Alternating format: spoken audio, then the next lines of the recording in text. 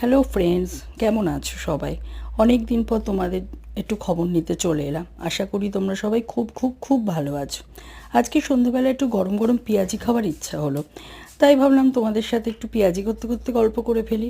আর পেঁয়াজের রেসিপি তোমাদের সাথে কি শেয়ার করব, এটা তো তোমাদের সবারই খুব জানা একটা রেসিপি, কিন্তু আজকে তোমাদের সাথে আমি ট্রিক্স একটা অবশ্যই শেয়ার করব।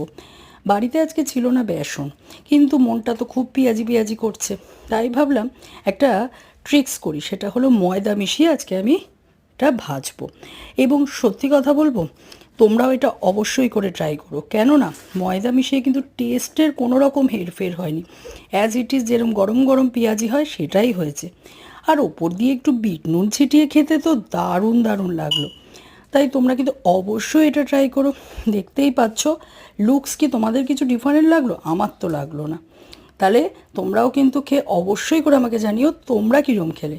তাহলে আজকের মতো চলো টাটা, আবার একটা নেক্সট ব্লগ নিয়ে চলে আসবো খুব শিগগিরই। Bye bye.